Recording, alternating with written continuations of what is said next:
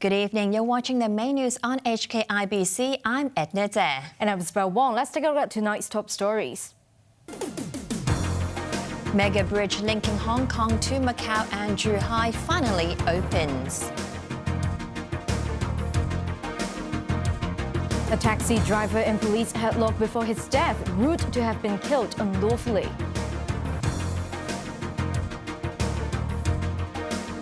Thorough safety tests needed at 3 stations on Sha Tin to Central Link, according to experts.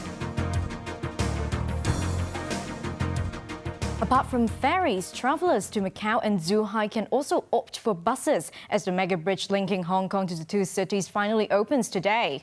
There was little traffic for the Hong Kong-Zhuhai-Macau bridge today, but Transport Minister Frank Chan was confident that patronage will gradually build up. Yupina Ng reports. It may not seem like it, but the Hong Kong-Zhuhai-Macau bridge opened to traffic at 9 a.m. today. Only a handful of vehicles, mostly cross-border coaches, were seen making its way across the Pearl River Delta, using the world's longest sea bridge and tunnel link. The traffic observed today was a far cry from the 29,000 vehicles the government hoped the bridge would draw daily by 2030. Still, Transport Secretary Frank Chan said it was normal for any infrastructure to see light usage at the beginning.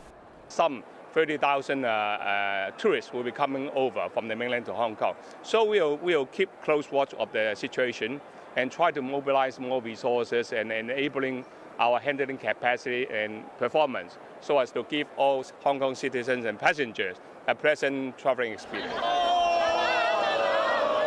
With the mega bridge now in use, travelers have an extra option to travel to Zhuhai and Macau. 本来我们是打算坐船。 This tourist from Jiangsu said she was planning to take the ferry from Hong Kong to Macau. But when I heard about the bridge's opening, I changed my mind, she said, explaining she prefers taking a bus as it was more comfortable.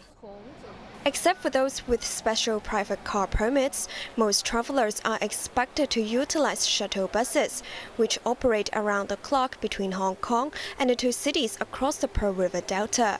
Each trip costs $65 during the day and $70 at night. That's roughly $100 cheaper than taking a ferry from Hong Kong to Macau. A journey from Hong Kong to Macau typically takes 40 minutes, slightly faster than a ferry, although passengers must spend more time to reach the city center from the boundary control points. Those who prefer a hassle-free experience with a point-to-point service can hop onto cross-border coaches from one of many stops across Hong Kong. Depending on the destination, fares range from $120 to over $200. But this passenger was far from thrilled with the experience. That's because including time for immigration clearance, it took him 3 hours and 40 minutes to reach Macau from Kwun Tong.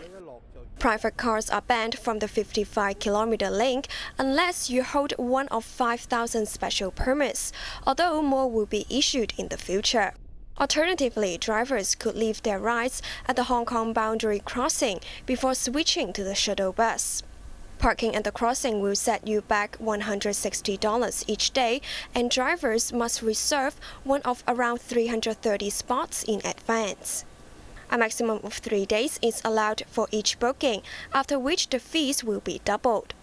Another 330 spots will be set aside for non-reserved hourly parking with much steeper rates, $910 for the first 24 hours.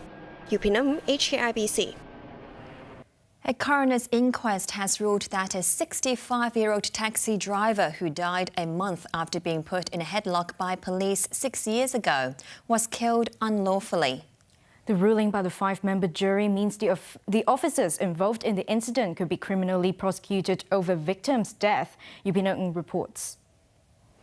Instead of celebrating Chan Fai-won's 71st birthday today, his wife and 2 daughters turned up at the coroner's court in black for his inquest. Thank you, the jury, the wife said after the 5 jurors ruled by 3-2 that her husband was unlawfully killed 6 years ago during a police arrest. She did not say whether she would seek compensation from the force. The tragedy happened in November 2012 when officers were called to handle a fare dispute between Chen, a 65-year-old taxi driver, and a passenger outside Western Harbour crossing. After Chen refused to get into a police van as ordered, he was apprehended by officers. Chen was sent to hospital the same day and passed away a month later. Security footage played in court showed a plainclothes officer lift Chen off the ground by wrapping his arm around Chen's neck. After retiring for 6 hours, the jurors reached a verdict shortly after 4 p.m. They believed Chen suffered neck injuries after being put in a headlock by police. The injury had left him bedridden and caused him to contract bronchitis. The jury made 4 recommendations to police, such as installing surveillance cameras with voice recording function in police vans. Adequate training should also be provided to officers on how to properly place suspects to police vehicles. Officers should notify medical workers as soon as possible if they accidentally injured suspects during arrests.